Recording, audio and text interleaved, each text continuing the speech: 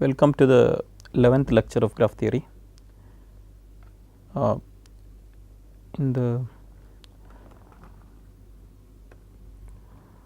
last class, we were discussing Menger's theorem in this generalized setup. So, we considered a graph and two subsets A and B of the vertex set of G. So, Menger's theorem states the minimum number of vertices separating A from B in G is equal to the maximum number of disjoint AB paths in G. We had discussed what is meant by a collection of vertices to separate A from B, which means that when you remove those collection of vertices, then there won't be any more paths from A to B, from the remaining vertices of A in G, A to the remaining vertices of G. It is possible that we may remove vertices from A or B or both. Maximum number of disjoint AB paths. AB path means a path which starts in A and ends in B, but this path will take exactly one vertex from B, A, and exactly one vertex from B. That means the starting vertex of the path will be in A, no other vertex of the path will be in A, and similarly the ending vertex of the path will be in B, no other vertex of this path will be in B. Such paths are AB path. We are interested in disjoint AB paths, so they should not have any common vertices in these paths. How many is the question. This maximum number between a given pair AB of subsets of phi of G, this is equal to the minimum number of vertices separating A from G. So, today we are going to do the proof of this statement. So, we are going to prove this by induction on the number of edges in the graph. So, you can consider an end node graph G. So, G equal to V comma E. So, the n node graphs, in the n node graph, so suppose there are no edges, that means 0 edges, our induction is on the number of edges.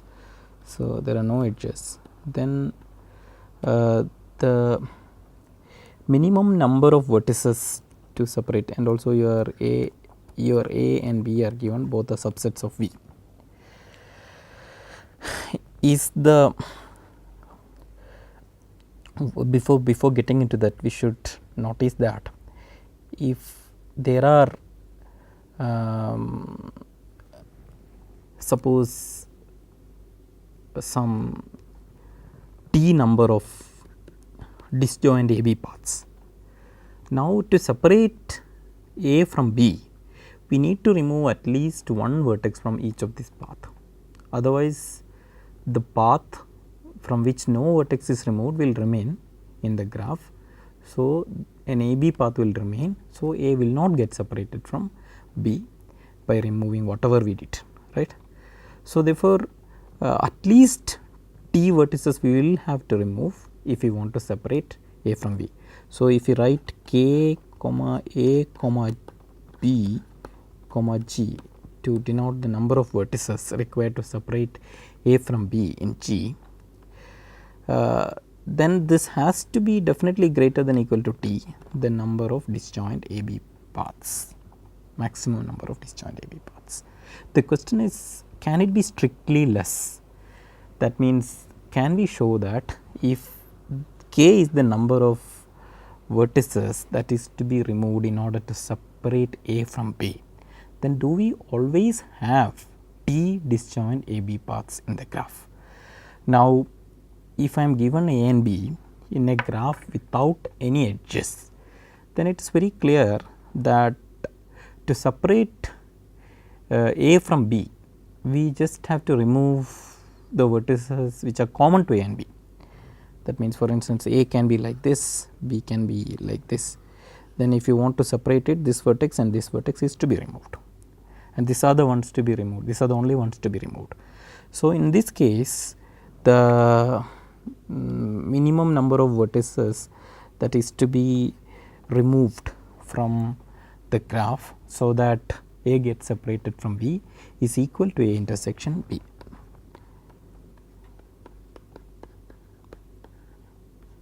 So, of course, corresponding to each vertex in A intersection B, we have one AB path, because that is a trivial AB path having just one node. It starts in A and ends in B, because both this vertex belongs to both A and B. So, therefore, we do get so many AB paths also. So, in this case, when there are no edges, the statement is trivial. So, we can assume that there are some edges. So, we started off the induction now. Now, there are some edges. We pick up some edge x y. This is x y in the graph. This is G. And our plan is to contract this vertex to get a new vertex V y. What is the advantage? We have, by doing this thing, we have reduced the number of edges, and for all graphs with smaller number of edges, we are assuming the theorem. So, the first question that comes to your mind, okay, so I am going to use induction on the smaller graph with the smaller number of edges for on the same sets A and B. But the first question that comes to mind is, will this A and B remain same? Of course, the A and B need not remain same, because we have destroyed two vertices x and y and created new vertex V x y. X and y was converted to a contracted vertex V x y. So, if A and B contained x or y or both, then the set is going to change, A and B are going to change. So, what we will do is, suppose A, say for a set A, it did not contain x or y, then it is as such, we will not have any change for A. But if it contained x, then we will add V x y to it. Similarly, if it contained y, we will add V x y to it. If it contained both, then also we will add V x y to it. Similarly, for B, suppose B did not have x or y, then B is as such, it will not be affected by this contraction operation. But if x or y was present in B, then we will put V x y in it. Also, if both x and y were present, then also we will put V x y in it. So, what we should notice is, it is possible that V x y may be added to both A and B. It is not just that if I add V x y to A, then I cannot add V x y to B. So, it is possible that we may add V x y to both of them. Now, the idea is to ask this question first. So, now is it possible that, see, we have this graph G, A, the two sets A and B, and we know that the minimum number of vertices to be removed from the graph so that A gets separated from B is exactly k. That is the number we are this the letter we are using to denote the number of vertices required to separate A from B, right, k of A comma B comma G. Sorry. Okay, so this is the letter. Now, we also assume that there are no k disjoint AB paths in G. If there are already k disjoint AB paths, we do not have to prove anything. So, we assume that the maximum number of disjoint AB paths in G is strictly less than k. Now, the first question is, suppose I do the contraction operation and I get a smaller graph, say G dash. Is it possible that in G dash suddenly we have k disjoint AB paths, A and B as defined just above? It may get modified, but as above, as I described above. Is it possible that we end up with k disjoint AB paths in G dash? So, suppose it happens. Suppose it happens, then why can't we use the same AB paths in G also? That is the question. So, if these AB paths were without that new vertex Vxy, the contracted vertex Vxy, definitely those paths will be available in G also. We could definitely use them, and therefore, that will be contradicting the assumption that there are no we do not have k AB paths in G. So, if at all G dash has k AB paths, the newly created vertex Vxy by contracting x and y should participate in these paths, but it cannot participate in every path. It can only participate in one path, right, because these are disjoint AB paths. Should be at least one of these paths should contain Vxy. Then why don't I try to convert it to an AB corresponding AB path in G. So, for instance, all the other k minus 1 AB paths can be used as such, and this Vxy we can replace by the original xy. What will happen? So, this path, is it possible? It is possible. Suppose the path is there, this Vxy, it is possible that x and y, when I separate it, it may look like this. Then of course, x takes path in the path and it is okay, or it may be just that these two edges, both these two edges which are participating might have come from y.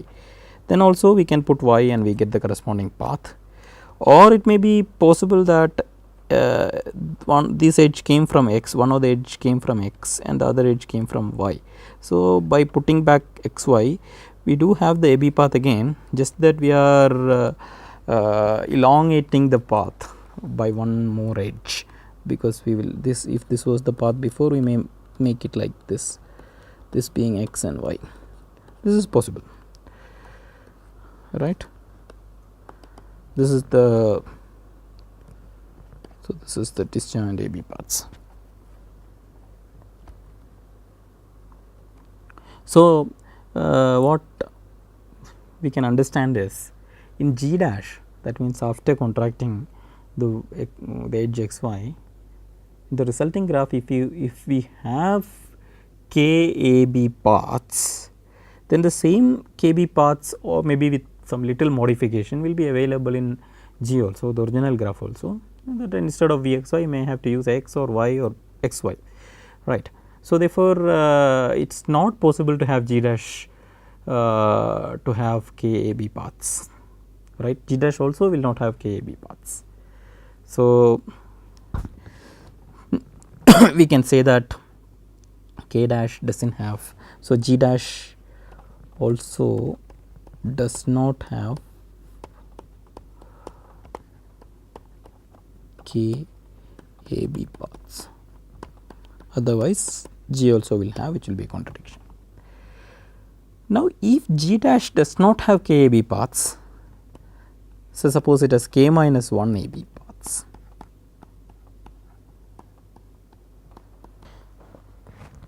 if it has k minus 1 AB paths. So, this k minus 1 AB paths means that there are, by induction hypothesis, because we know that for all smaller graphs the induction was true, the statement was true. That means k minus 1 AB paths means the number of vertices to separate A from B there has to be k minus 1, right. So, it has to be k minus 1, right. So, this is k minus 1, is not it. So, you can separate A from B using k minus 1, some k minus 1 set y. So, let us call it this set as x. Some set x will separate A from B and it will contain only k minus 1 vertices, right. You may ask why it is not k there, because if it is k there, induction has to be true there. So, so it would mean that there will be k AB paths. So, you can only have k minus 1 AB paths. You know, now you should ask, okay, if there is a k minus 1 sized separator of A and B in G dash, where will be Vxy, our Vxy? Is it possible that Vxy is totally inside A, Of course not, because if Vxy is totally here, I could have replaced Vxy with the original edge xy here, and this x will again separate a from b, right. So, it is very clear, because it does not change anything, because there will not be, when you remove it, you cannot introduce any new x ab paths. Similarly, x and y, both of them cannot, sorry, Vxy cannot be here also, right, because I would have replaced xy Vxy with this edge xy, and then now when I remove x, there will not be any AB paths left. So, there will not be any AB paths. So, x would be a separator of A and B. It would contradict the assumption that there is a there is a the separation, the number of vertices, minimum number of vertices to separate A from B is k. So, you could not have separated A from B using just k minus 1 vertices. So, what do we infer? We mean that the contracted vertex Vxy cannot be in this side, sorry, or in this side, not A or B. I mean whatever is separated, now x is separated by this thing. So, it is not possible to have Vxy outside x. So, you should have xy, sorry, it is not A. So, whatever. So, it is, because if Vxy is outside x, then we could have put it back, that edge we could have put it back without affecting this thing, because whatever we remove here is the same, and then this will not be capable of creating an AB path here. So, Vxy has to be in this separator. So, x and y has to be in separator. So, what we do is, so this is not Vxy. So, Vxy could be replaced by original xy. What will happen? So, the x will get converted to a separator x dash now, which is essentially x minus Vxy union x comma y, right. So, instead of Vxy, I am putting x and y in this thing. So, we will call it x dash. So, this x dash is a separator for A and B in G also, is not it? X dash is a separator for A and B in G also. So, because if you remove x dash, then it is like removing x in the smaller thing, right. The only thing is there are one more vertex now. So, it is a k separator, not k minus 1 separator, right. So, now let us consider this x dash separator here. This is the x dash separator. Now, we have A somewhere here, B somewhere here. So, this A is separated from B by x dash in G itself. Now, we consider this A x dash separator in G.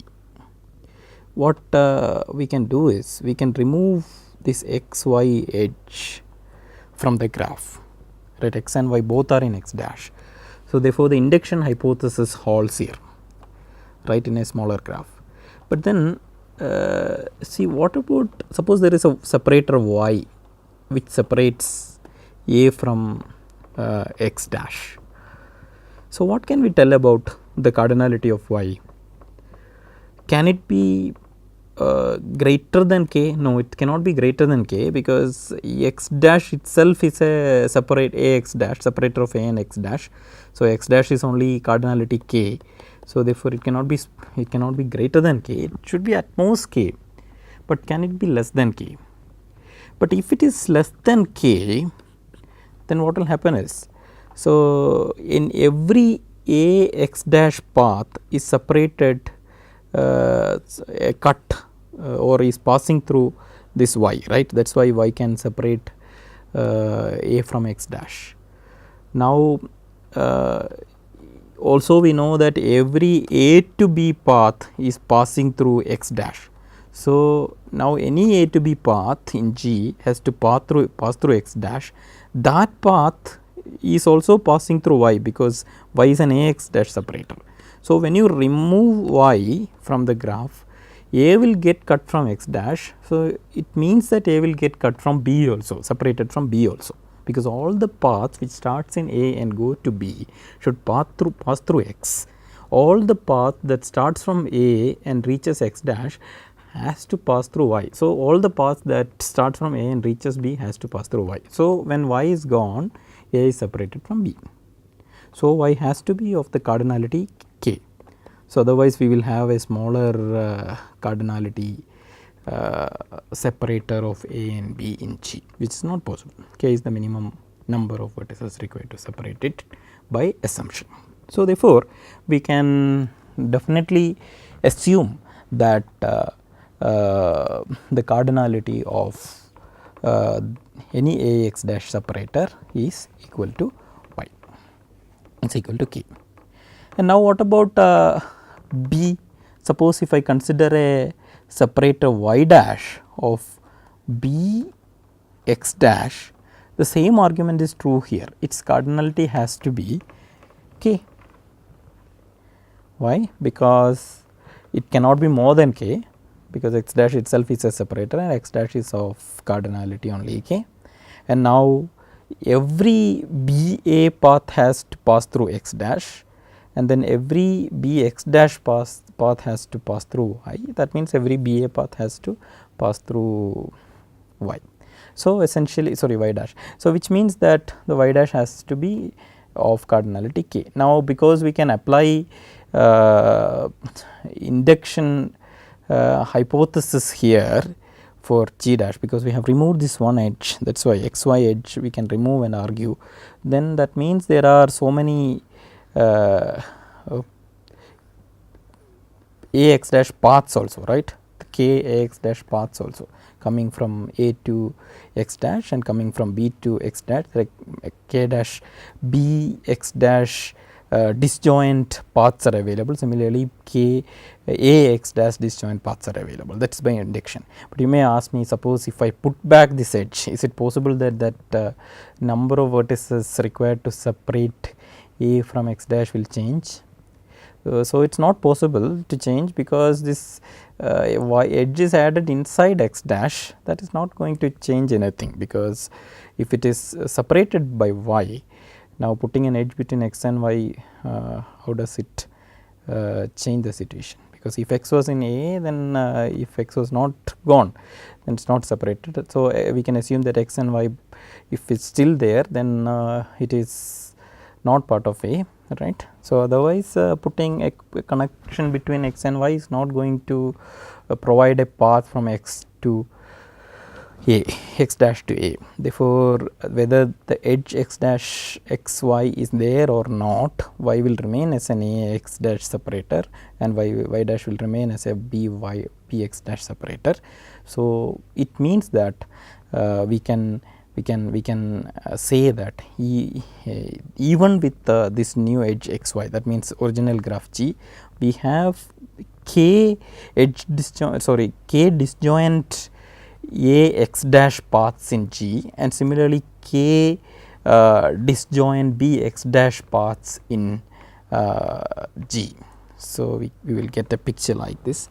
So, this is x dash, this is A. So, we will get some paths like this, k of them. So, because there are k, similarly here this is B. So, here we will get k disjoint paths. You remember the x cardinality of x dash is equal to k.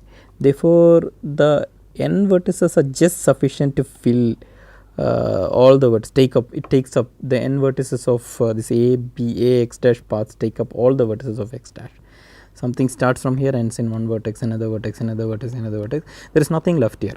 Similarly, this B x dash paths also come and take up these vertices. So, there should be one for each one vertex, there should be an A x dash paths, a B x dash path, like that. So, they will merge like this, right. For every vertex there will be one coming from the A side, one coming from B side. So, I can start from A, reach this vertex and go to B, right. So, these are disjoint anyway, is not it. So, you should see, so it is not that this portion will take something from this portion. In that case, we would have got a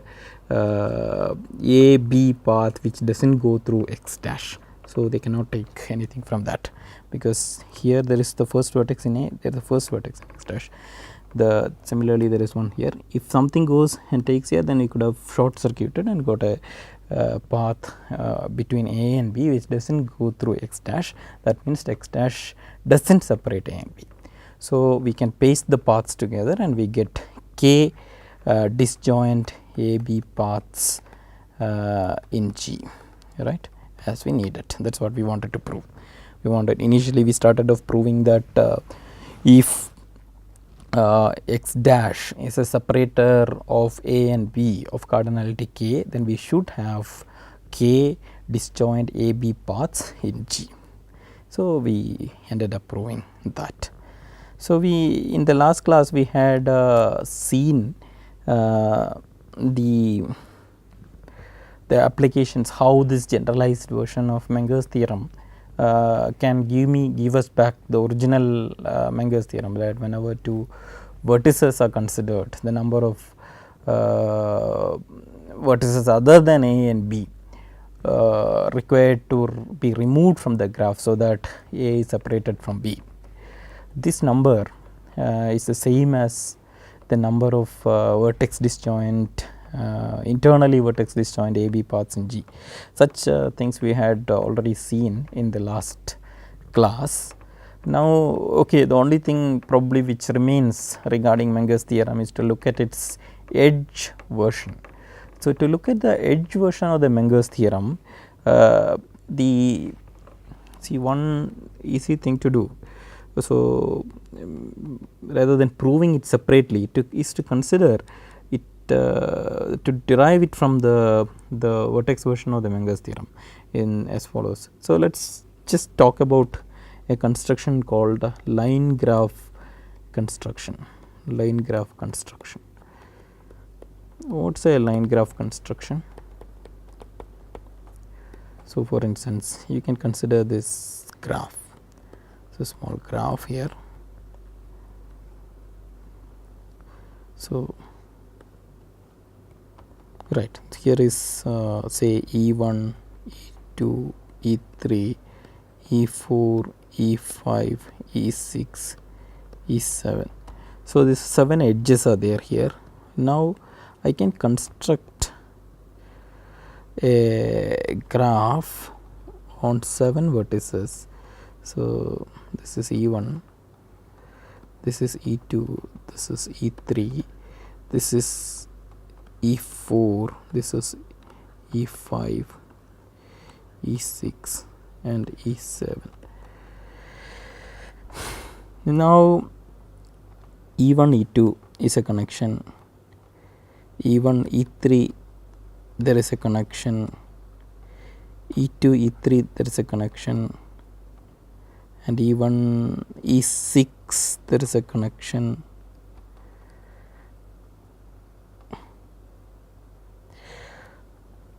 So, what I am going to do is here, whenever this E1 two edges E1 and E2 are adjacent, then I am putting a connection between them. So, here this is E1, this edge E1 is connected to this edge E2. So, E1, therefore, this is the edge E1, this is the edge E2, then I am putting an edge between them, right. And similarly, you consider E3. So, E3 and E1 is adjacent because they are adjacent incident on the same vertex. So, I put a edge between them. Similarly, if I consider this is E8, sorry, E6 and E1 are adjacent. What about E2 and E5? E2 and E5 are adjacent because they are sharing an edge here. So, E2 and E5 are adjacent, you put an edge between them. E2 and E4 are not adjacent because E2 is here, its both endpoints are different from the both endpoints of E4. So, there is no vertex, no connection between them, right. So, this is E2 and E4 are not adjacent. Now,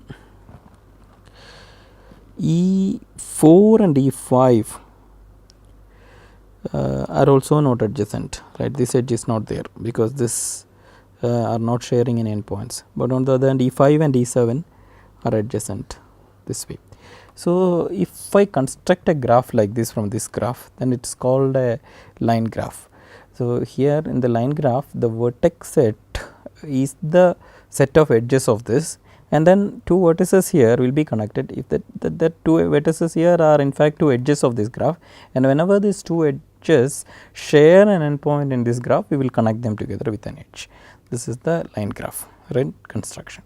So, what is good about line graph construction? So, see, to understand the line graph, we can construct some simple examples. For instance, this is the Cn, the cycle. The what will be the line graph of this Cn? Of course, it will be Cn itself. If we put some this thing, you can see that the same cycle will come, right? Because the edge will, this edge will become a vertex. That's the only thing. But then the two vertices will be adjacent to this. So, it's same cycle will come here. So, for instance, if you consider a complete graph Kn, and we call it the line graph of Kn, the line graph of G. So, given a G, we will write line graph of G, right. So, in the line graph of Kn, the number of vertices will be n choose 2, because there are n choose 2 edges in Kn, and then whenever two edges are adjacent, then we will have to connect them together, right. So, for instance, we can consider a k regular graph G, k regular graph G, k regular graph G. So, how many edges are there in the graph G? There are n into k by 2 edges in G. So, in G, so n k by 2 vertices in the line graph of G, L of G, right. Now, you may ask, so what is L of G a regular graph?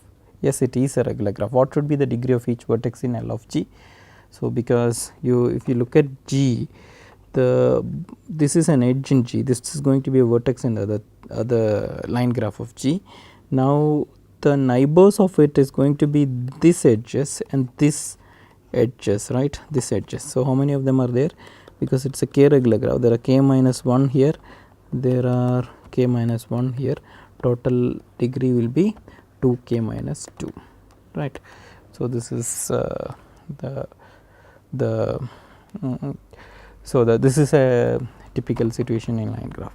So, for instance, if you look at a vertex V and the edges incident on E of V, let us say, vertex incident on the vertex V in G, what will happen to this in the line graph? This will become, because these are all these vertices, if you see, they will all be adjacent to each other in the line graph, right. So, that will become a clique in L of G, right.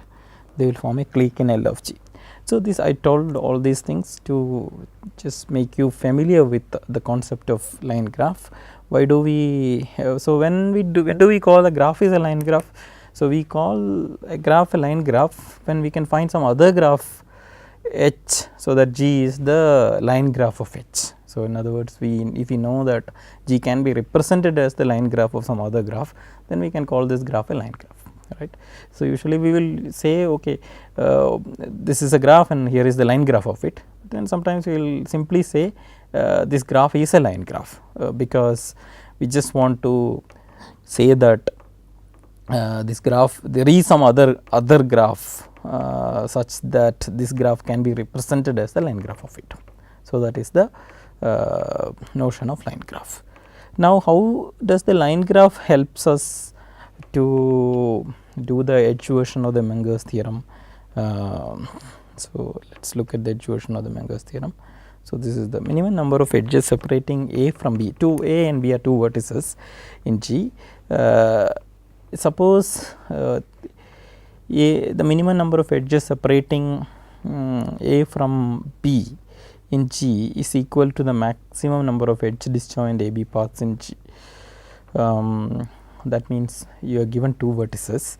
So, consider the minimum number of edges that is to be removed from the graph, so that A and B are in two different components that results from this removal of edges, right.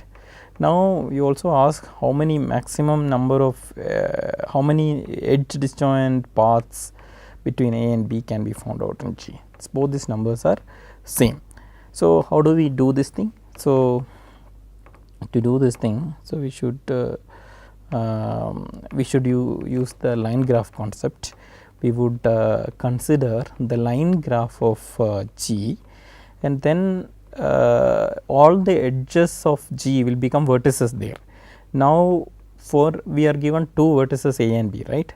So, the incident vertices on A would have become a collection of incident edges on A would have become a collection of vertices in the line graph. This collection of vertices are collected, and let us call say that it is E of A, and similarly collection of edges which are incident on B would become a collection of vertices in the line graph. So, we will collect that vertices. So, now between E of A and E of B, between E of A and E of B, we consider the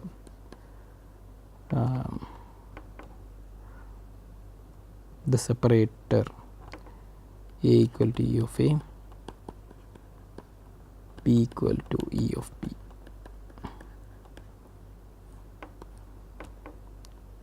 The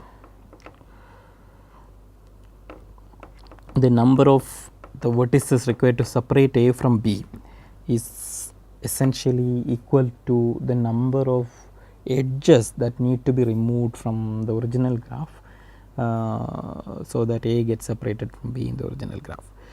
Similarly, the number of disjoint AB paths in this line graph will be what the vertex version here, right. So, in the it will be equal to the number of edge disjoint AB paths in the original graph, AB paths in the original graph. So, therefore, just apply the Menger's theorem here, you will get the edge version of the line graph there. So, we will just look at the statement. The statement is just this: the minimum number of edges separating A from B G is equal to the maximum number of edge disjoint AB paths in G. Maximum number of edge disjoint AB paths in G. Now, a graph is k edge connected if and only if it contains k edge disjoint paths between any two vertices. Graph is k edge connected if and only if it contains k edge disjoint paths between any two vertices. So, what do I mean by k edge connected? We already discussed it. It means to disconnect the graph we need to remove at least k edges, right.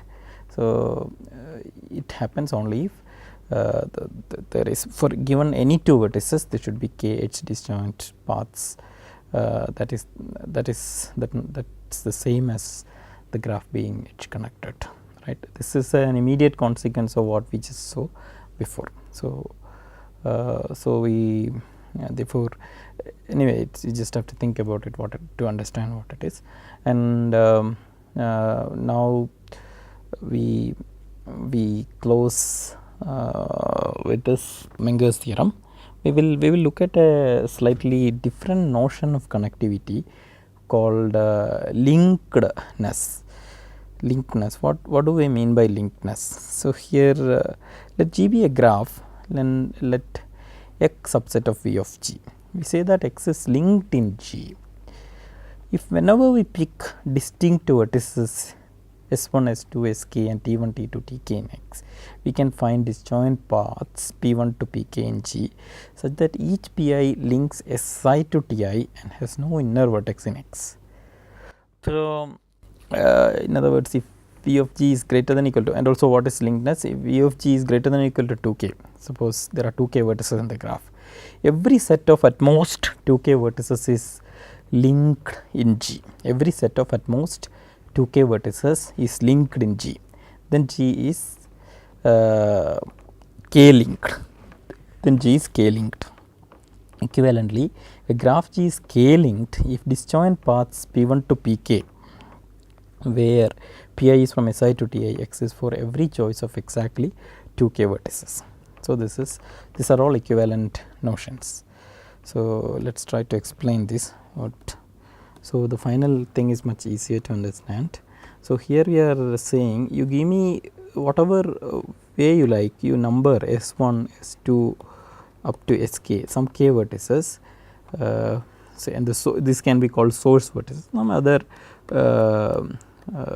disjoint different vertices T1, T2, Tk as sink vertices. Now, somehow this S1 and T1 is one pair, right, source sink pair, this is another source sink pair, this is another source sink pair. Now, we should be able to find a path P1 between S1 and T1 and a path P2 between S2 and T2 and a path Pk between Sk and Tk, right. So, these paths should be disjoint, they should not share any vertices, even the endpoint should not be shared. And see, the key thing is, of course, these paths, some paths do exist between this k set and this k set by just connecting it. If the graph is k connected, we know that between these two sets we do have k disjoint paths, but it is not enough here. Here we are also, the enemy is also allowed to number the S1, S2 up to Sk, the T1, T2. So, we may find these paths, then they may say that I want one. So, this is T1 now and this is T2. So, you may interchange the role of T1 and T2 and then ask for new paths, new set of paths. Or in other words, if you fix this S1, S2 up to Sk here in one order, it is possible for this T's to appear in any of the permutation, in any of the order, this T1, T2, Tk, or Tk may take the role of T1 or anything may take the role of T1, any permutation is possible here.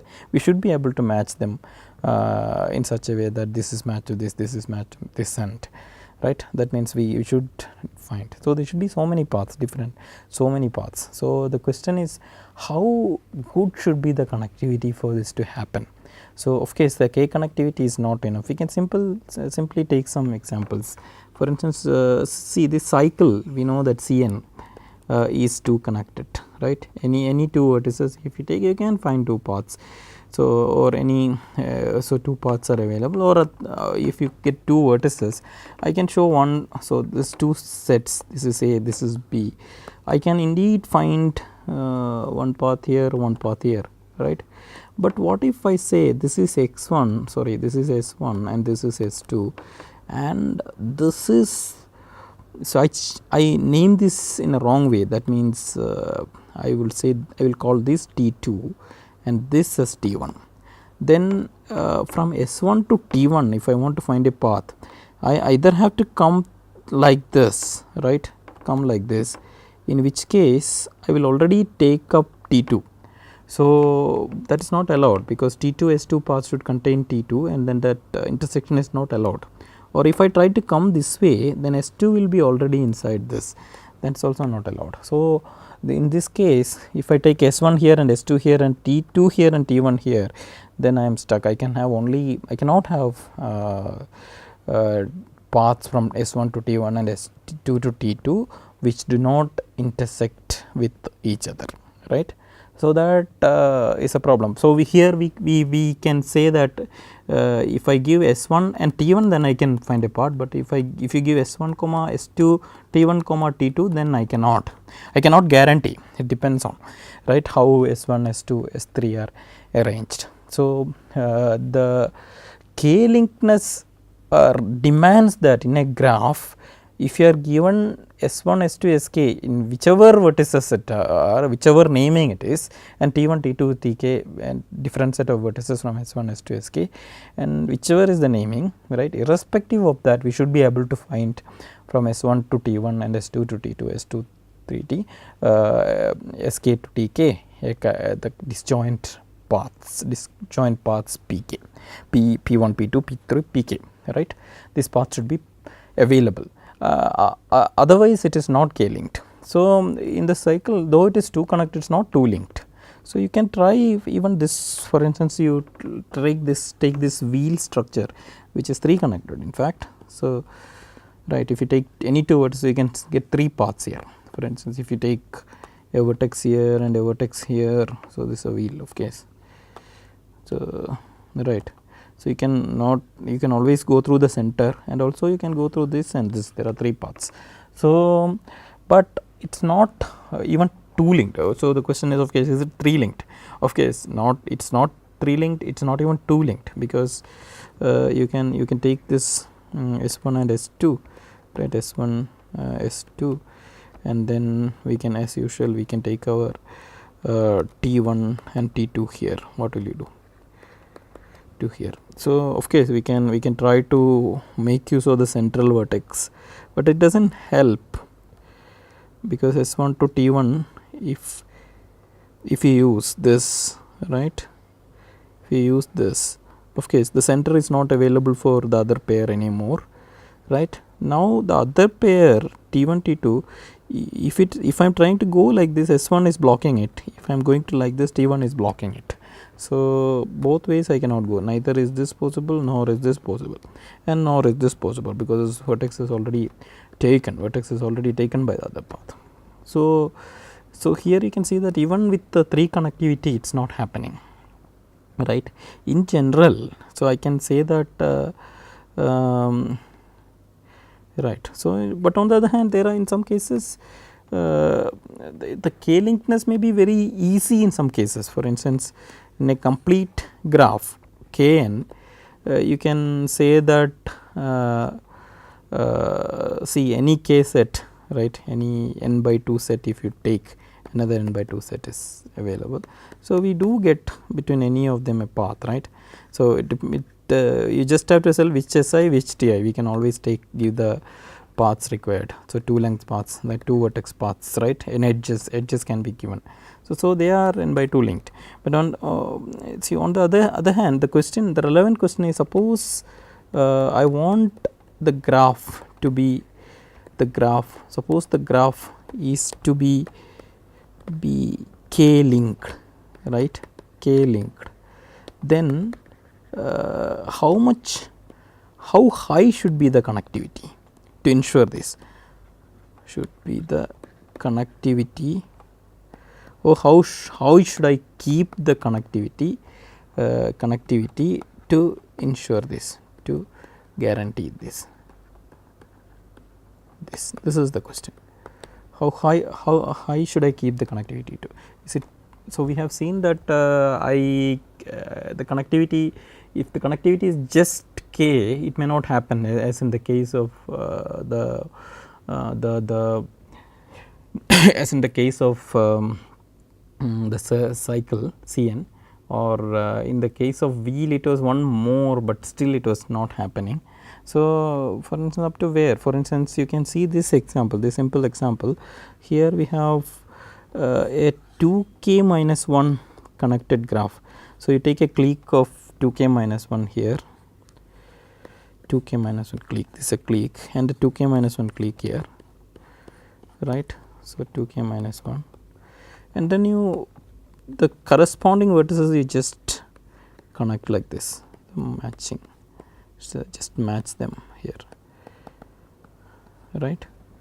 Now, what is the connectivity of this thing? For instance, if you want to inspect the connection between these 2 vertices,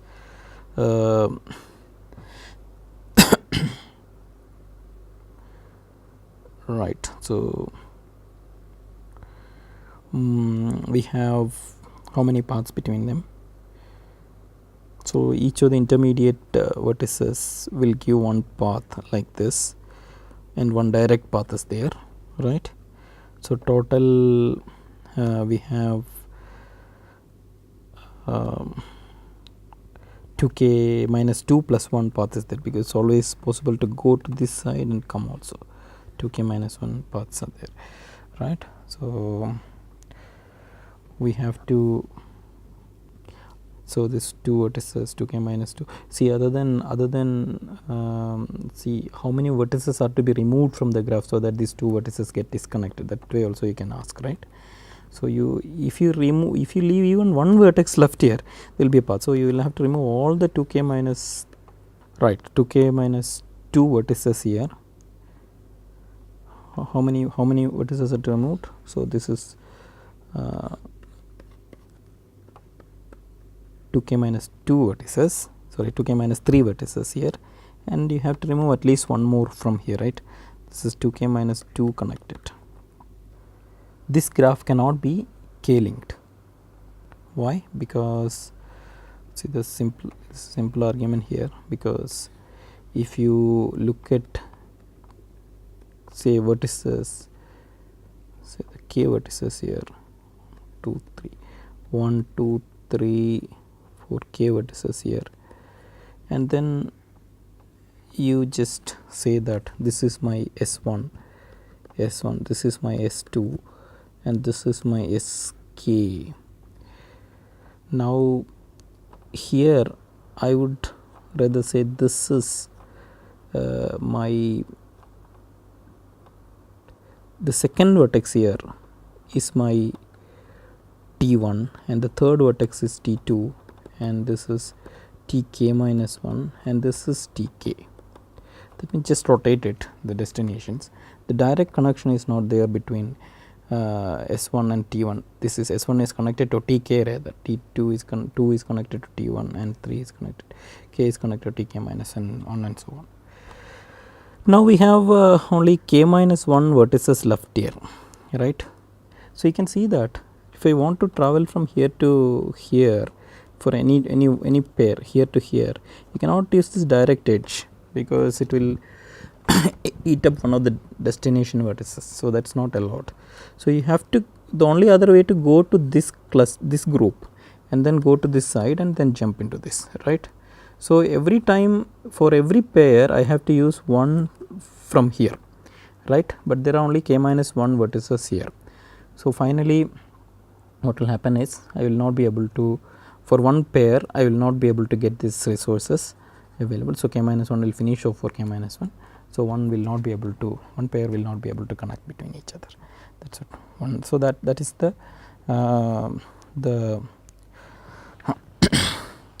that is the reason why this is not k-linked. So we have showed. So in other words, so even with some connectivity like 2k minus 2, we are unable to k-link it, but it is shown that we won't show it in this class, that if the connectivity is 2k with the assumption that the average degree is also a little bit, there are the number of edges is a little more than just implied by the connectivity, then it is indeed k-linked.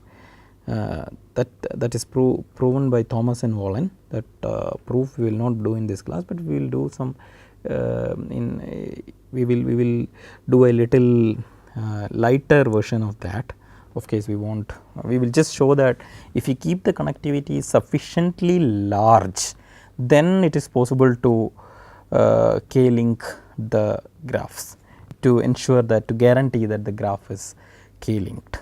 But otherwise, so in fact the statement can be improved, as I just mentioned, to say that if the graph is too connected and then the average degree is a little higher, 8k or something, then it can be shown that it's k-linked.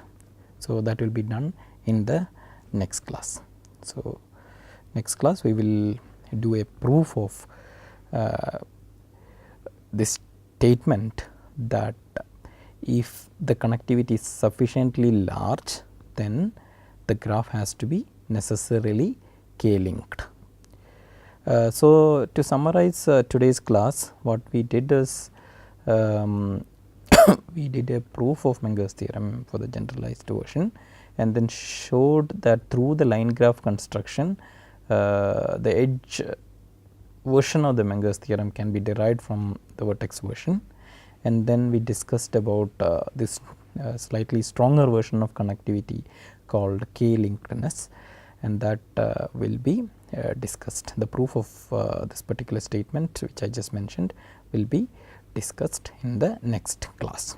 Thank you.